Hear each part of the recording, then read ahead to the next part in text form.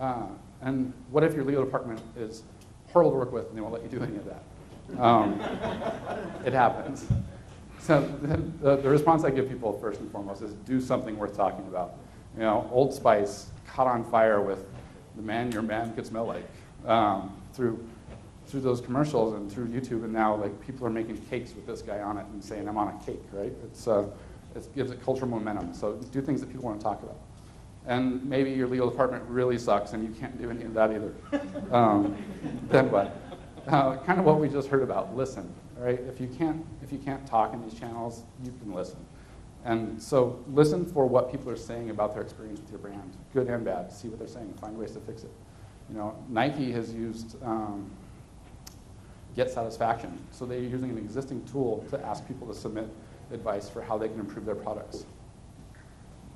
And you know, just listen to people's stories, and so that you can give them more meaningful, better experiences. This music artist, Matthew West, asked people to write their personal stories into him.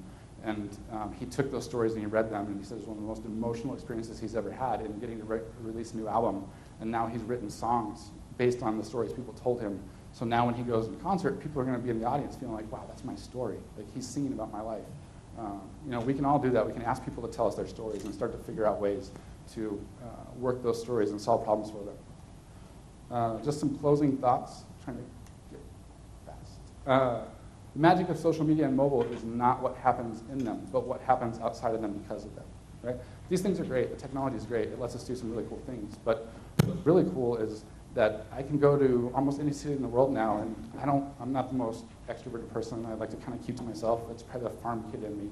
But now I can go and I can just on Twitter say, hey, I'm in Houston, and somebody who's out there who maybe follows me, we never met, we can meet for the first time and have coffee. And you know, that's the magic of it, that you get to make stuff happen in real life through these things, not what happens on here.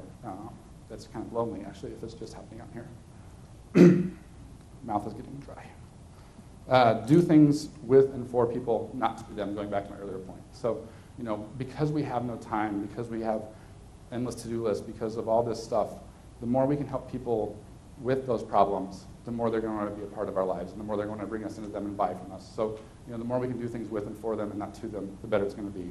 And before we do those things, go out and understand people's lives. Use social research, or do some ethnography work or some anthropology, and get out and just get to know people and understand them, and figure out what's going on for them. Rashi Fine had a great quote I read in her book not long ago that said, we live in a society, not just an economy. I think it's easy to forget that sometimes in business, that we're constantly looking at the numbers and how do we get next quarter's numbers up. But we can easily forget that there are people that make up all those numbers, both employees and consumers. And so we need to remember that it's also people, not just the economy. And then the last one, I think it's the last one. The future belongs to the few of us still willing to get our hands dirty. There's all this cool stuff out there. You know, don't be afraid to experiment and try something, because of the breadth of stuff that's out there, you can get away with a small failure and no one's ever going to know it. But if it takes off and is huge, it's only going to be a big reward. So, you know, Best Buy with 12th Force, they knew that if it never went anywhere, nobody would remember it, nobody would think about it. But it did take off and it did work well, and they were able to do some really cool stuff with it. So that's the end of the presentation, and now I'll just open it up to Q&A, and if you care to follow or keep in touch, here's my information. Thanks, Josh.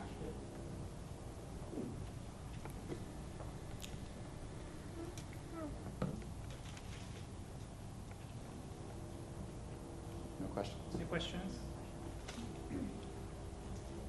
Hi. Mic on. Hi. Okay.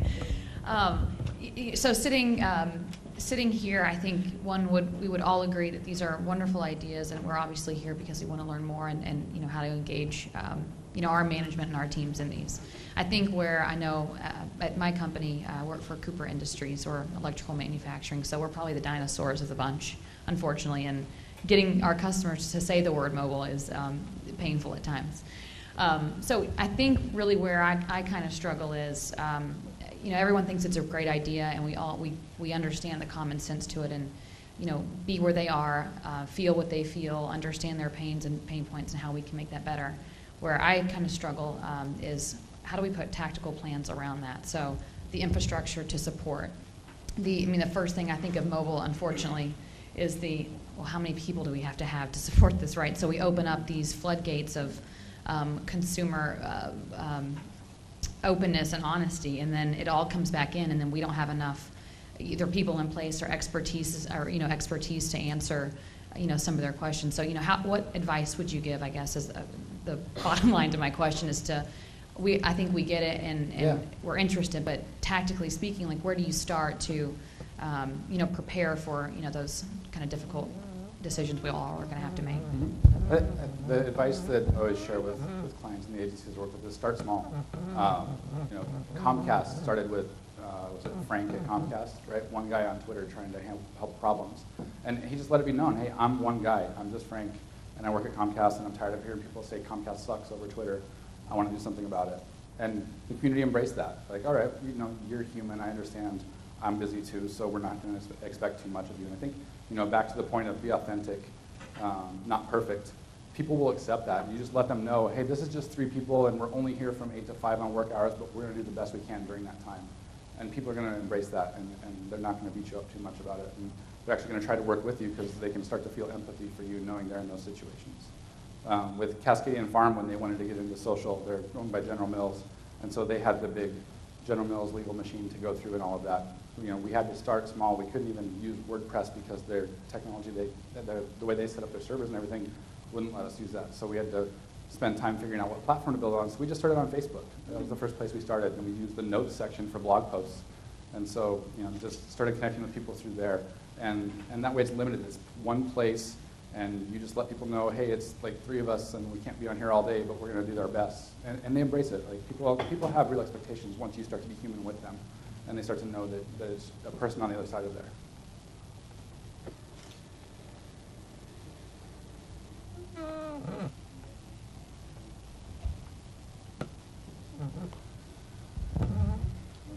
Any ideas you have on how you would encourage a community of partners to engage social media that seem to be not extremely interested in it? I work for HP. A big part of our business is through the channel and the reseller channel. Mm-hmm. And I don't know if anybody in the room that deals with this, but in my interaction with the partners, they don't seem to be engaged in social media. They don't seem to see the value that we're talking about today that we see. And with our go-to-market model, it's an opportunity for us to really engage across a multitude of partners, more so than we do just as HP, especially against when you think of our competitors and some of the ways that they do business. Any thoughts there? The partners being the resellers and... Yes. Okay. I have to rack my brain a little bit. Is CRM, is that still around, the magazine, or are those publications still around that they... So, it could be working with those magazines to start to borrow some of their content. Like a place to start for those partners could be to give them specific information that helps them, that makes them smarter, right? What they ultimately want to do, and just kind of thinking out loud, is they want to sell to somebody else. So the more information you can provide them and give them that platform, and maybe not talking about it as social media, but just talking about it, hey, we created this new place for you to get great information and to share ideas on how to solve these problems or whatever. Like just don't use the jargon if that's what's scaring them maybe, and just talk about it as a place that they can use or that they can come to start getting better information and selling more stuff. It's hard to say. I'll think about it for sure, and we can talk at that social hour afterwards. But it's and if it might just be a place that they're not going to go. Like it just might not be the place to reach them.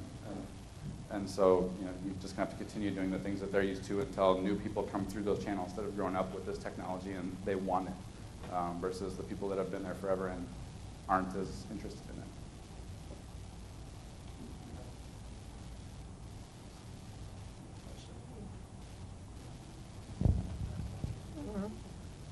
it. I'm wondering what kind of trends or shifts you're seeing around the whole segmentation, around the generational part of social media. If you could comment on, are you seeing any shifts around? It used to be traditionally, okay, the older people aren't using social media, the younger people are, but are you seeing shifts and changes there, both in the consumer side as well as the business side? Yeah, I think just in general, it's been a while since I looked into the numbers, but I know I think it was about a year ago, maybe just a little since, the fastest growing group on Facebook was 35 plus, and that number keeps moving up as Generation Y parents get on there and start posting pictures of the grandkids, then all of a sudden the grandparents and the great-grandparents want to see those, and they learn how to use social media for that. And, and just anecdotally, there's some case studies that have come out about the iPad that grandmothers or people in their 90s who would never used or touched a computer are getting an iPad because it is kind of intuitive and easy to use, and now they can go on Facebook and see what the family's doing. So, that's just Facebook. I think anything new, especially when mobile, it's still probably a younger and more business-oriented audience, but they're saying in 2011, 50% of the US is going to have a smartphone. So that number is going to keep growing. And as we get more accustomed to it and get used to using these things, it's going to go, increase in age as all of us get a little bit older and move up, and plus we can teach our parents and grandparents how to use it as it becomes more user-friendly. I don't know if that answers the question, but I'll try and find some. Anything else? Thank you.